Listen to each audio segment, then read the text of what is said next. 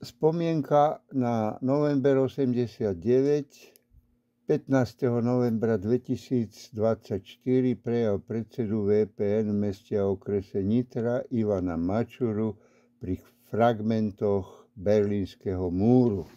Komunistická spoločnosť bola spoločnosť krivých zrkadiel a brutálnych paradoxov. Bola to spoločnosť dvoch morálok a dvoch tvári. Po februári 1948 bolo napred vraždenie, z vraždenia vychádzal strach, zo strachu vychádzala lož, lož mala služobníkov a sluhov lži, ktorí žili z nešťastia druhých, ich obetí. Revolúcia požierala svojich vodcov, aj politickú opozíciu nevinných občanov. Komunisti z hesla sloboda, rovnosť, bratstvo terorom potlačili slobodu, zaviedli rovnosť v chudobe a celosvetové proletárske bratstvo. Komunistické obdobie delíme na 3 etapy. Prvá etapa, obdobie teroru v 50. rokoch. Druhá etapa, čiastočné uvoľnenie režimu v 60. rokoch. Tretia etapa, obdobie normalizácie v 70. a 80. rokoch. Komunistické vraždenie prebiehalo počas rokov 1949-48 až 1989 v ZSSR, v gulagoch po roku 1945, v 50. rokoch politických procesoch, od 21. augusta 1968 a neskôr po obsadení ČSSR vojskami Varšavskej zmluvy, od roku 1948 do roku 1980 na hraniciach železnej opony. Od roku 1945 sa propagovala idea všeslovanskej vzájomnosti, tzv. Národná a demokratická revolúcia. Jej cieľom bolo vysídlenie Nemcov z nemeckého pohraničia v Čechách a Maďarov z južného Slovenska.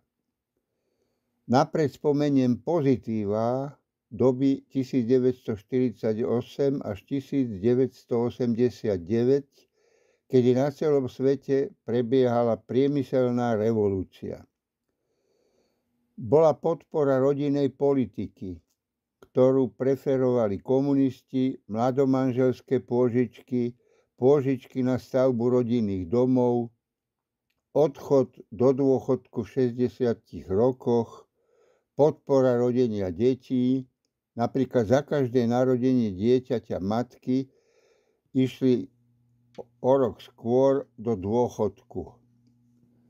V bytovej politike Československu sa postavilo milióny nových bytov v panelových sídliskách. V SSSR napríklad v Bratislave, Petržalka, Štrkovec, v Nitre, Párovce, Diely, Chrenová, Klokočina, v Žiline, Hliny, Solinky, Vlčince a Hájik, v Banskej Bystrici, Sásová, Rudlová, Kostivarská, v Košiciach, Nové Mesto, Terasa, Juh a Železníky, Veľkomesto, nad jazerom, Krásna, Luník 9. Existovalo ďalej prideľovanie tzv. Podnikových bytov a výstavba miliónov panelákových družstevných bytov.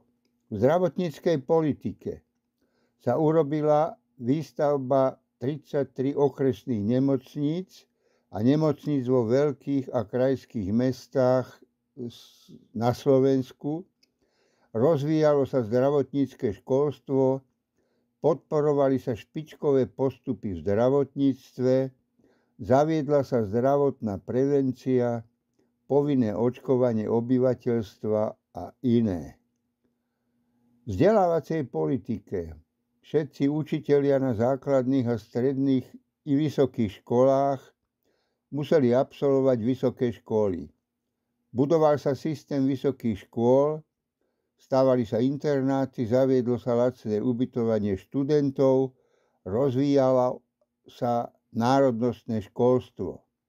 Budovala sa sieť stovák základných a stredných škôl i internátov na Slovensku. Pod heslom k obrane a budovanie vlasti buď pripravený sa podporoval šport.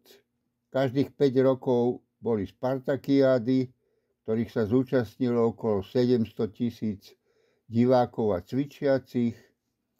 Fungoval Zväzarm a iné organizácie. Podporovala sa príprava reprezentácie Československa na letné a zimné olympské hry. Budovali sa rekreačné zariadenia, stavali sa lyžiarske vleky, športové haly. V priemysle, poľnohospodárstve, kultúre a infraštruktúre v Československu bola strojárska výroba svetovej kvality. Stavali sme atomové elektrárne s 95% účasťou československých odborníkov, napríklad na Slovensku v Jaslovských Bohuniciach. Na Slovensku sa postavilo asi 500 nových mostov, vyrábali sa traktory, nákladné auta, buldozéry, električky, čerpadlá, vojenská technika, lokomotívy, železničné vagóny. Československo vyvázalo celky pivovarov, cukrovarov, líniových stavieb prepravy vody, plynu, nafty.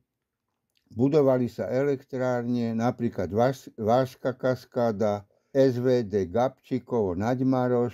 V Rade vzájomnej hospodárskej pomoci mala Československá republika kľúčové postavenie. Uskutočňovala sa podpora potravinovej samostatnosti Československa, prestavba vidieka, budovanie jednotných roľníckych družstiev, stavby stovák kultúrnych domov najmä na dedinách na celom Slovensku. Prebiehala motorizácia Československa od 70. rokov, budovala sa organizácia dennej vlakovej a autobusovej prepravy obyvateľstva.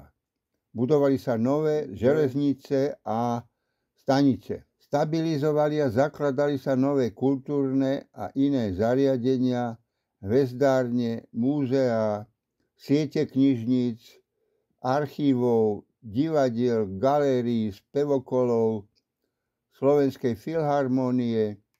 Podporovala sa ľudová tvorivosť, napríklad vo Východnej, podporovala sa Lučnica a Sluk.